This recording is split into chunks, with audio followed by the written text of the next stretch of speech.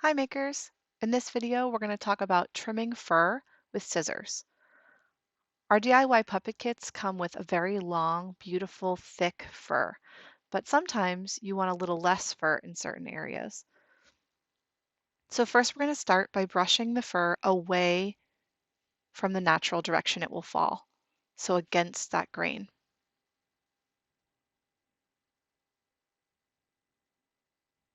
Always use a clean hairbrush on your fur. Now, just like you would see a hairstylist do, we're going to take the fur and pinch it between our fingers and use the scissors to snip off the excess. We're only cutting off about a half an inch to 3/4 of an inch of depth here. We're just trying to give it a little bit of a haircut. Using your fingers to mark the depth really helps keep it nice and even as you're working your way across. Make sure you take your time. It's always easier to go a little at a time because remember, unlike human hair, puppet hair doesn't grow back. Use your hands to sort of pull the fur straight up in the air so that you can pinch it easily between your fingers. Move slowly and carefully.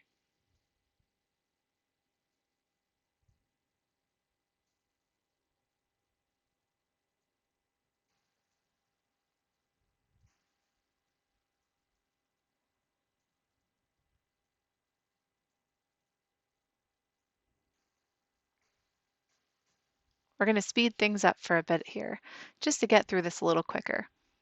The same process is going to happen all the way through this whole section of fur. Continue to pinch and snip until you get all the fur to the length that you want it to be.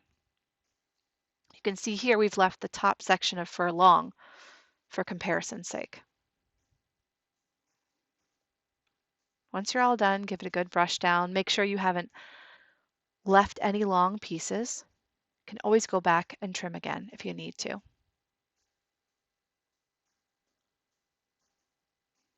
Now this is just a little bit of a haircut. We've only, like I said, reduced it by about half an inch to 3/4 of an inch, which is about half the depth of this fur. But we're going to show you a different section here. We're going to chop down even further.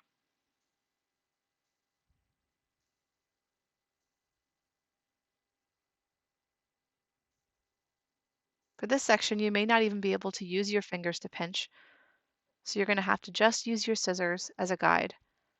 Remember, only cut off a small amount at a time. It's important to note that in both the first case and in this case, we're trying to keep our scissors perpendicular to the way that the fur naturally runs. So we're sort of cutting sideways, if you will. This allows us to keep the fur laying in the proper direction. Just brush it down, you can see this is even shorter than it was the first time. So we're going to leave that middle section at that length, and we're going to cut the next section a little shorter. So it's going to be the same process that you've seen the last two times.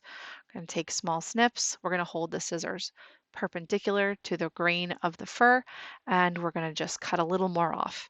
Notice that each time we're just trying to cut a small amount.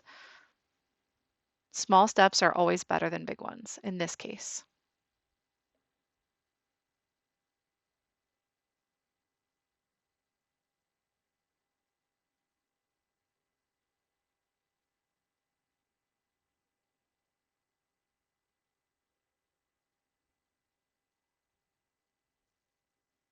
At this point, the fur is so short that you probably don't even need to use a brush.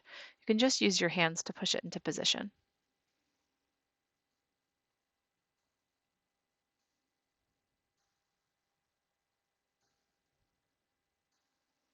So this is a common stopping point for most people. The fur is only about half an inch long. It's looking really good. It's nice and thick still, but it does look very short, which is great. It can be a great contrast. But believe it or not, we can actually go a little shorter. So for this very last section here, we're going to try to trim as close to the backing as we can without making actual bald spots. This is a little trickier actually. Cutting the fur when it's this short actually tends to get stuck in the blades. You can see it happen several times in this video. The fur itself will start to get caught in the blades. It's really important that when you're trying to trim fur by hand like this, that you're using very, very sharp scissors.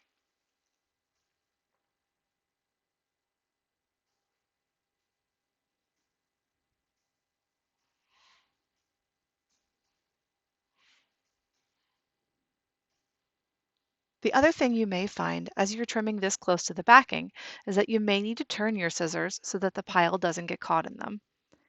Try to take small, small snips. The larger amount of fur that you try to grab in one piece, the more likely it is that you'll get some awkward, blunt cuts. You can see that happen a few times in this video. Each time we're able to compensate for it by continuing to trim, but it is something to be very, very careful of. The less fur there is, the less you can get away with as far as uneven cuts are concerned. When you have longer fur, it sort of hides the fact that not every hair is the same length. But as soon as you get down to this little tiny 1/4 inch fur, all the little unevenness starts to show.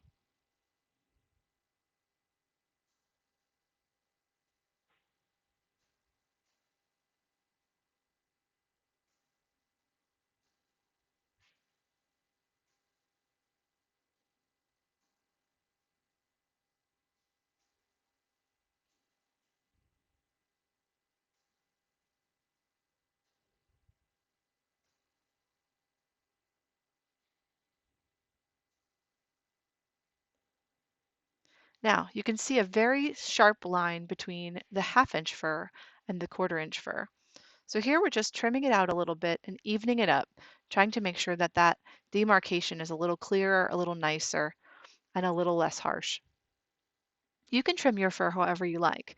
You can put ridges in it, you can make it nice and short around the face or around the eyes, whatever works for you. The great thing about this high quality thick fur is that it really can be shaped in any way. So here you can see fully untrimmed fur, half trimmed, even shorter, and then all the way down to a 1/4 inch.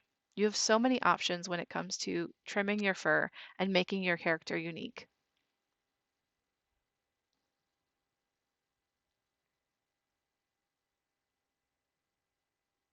Happy making, folks!